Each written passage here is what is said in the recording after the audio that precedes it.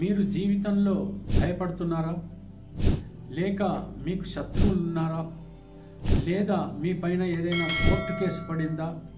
లేకపోతే మీరేమైనా ఆందోళన పరంగా చాలా సమస్యల్లో చిక్కుకొని ఉన్నారా? మీరు విజయాలు పొందలేకపోతున్నారా? ఆర్థిక ఇబ్బందుల్లో కూరుకుపోయారా?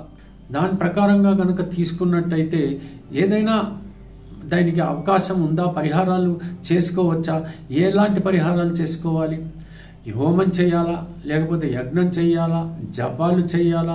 ఇలాంటి ఆలోచనలు మీకు కలుగుతున్నాయా? ఒకే ఒక్క పరిహారం పాటించాలి. బగళాముఖి మాత. బగళాముఖి మాత అంటేనే ధైర్యం.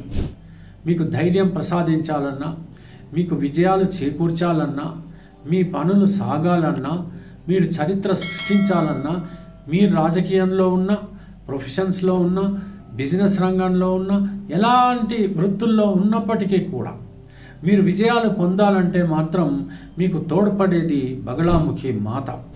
ఈ బగళాముఖి మాతని మరి ఎలా పూజించాలి, ఎలా ప్రసన్నం చేసుకోవాలి, ఎలా ఆమె దీవెనలు పొందాలి, మన కోరికల్ని ఎలా తీర్చుకోవాలి అనే విషయంలో నేను ఒక సూచన మీకు ఇస్తున్నాను. అదేమిటనంటే, బగళాముఖి మాత యొక్క ఫోటోను ఒకటి తీసుకుని ఒక చోట పదిలంగా పెట్టి, ఆ తర్వాత అంటే తూర్పుకు ముఖం ఉండాలి కాబట్టి అలా ఉంచి పసుపచ్చగా అంటే చామంతి పువ్వులు లేకపోతే ఇతరత్ర పసుపు రంగులు కలిగినటువంటి పువ్వులతో అలంకరించి పసుపు వస్త్రములను ధరించి ప్రొద్దున 5 గంటల ప్రాంతంలో, అసలు చేయవలసి వస్తే 12 గంటలు 1 గంట రాత్రి నుంచి మొదలు పెడితే ఇంకా మంచిది. కాకపోతే 5 గంటల ప్రాంతంలో ప్రొద్దున్నే లేచి స్నానాదులు ముగించుకొని ఒక పసుపు పచ్చ బట్ట కింద వేసుకుని దానిపైన కూర్చుని అంటే ఒక ఏకాగ్రతతో మీరు మంత్రించాల్సినటువంటి మంత్రాన్ని నేను మీకు చెప్తున్నాను.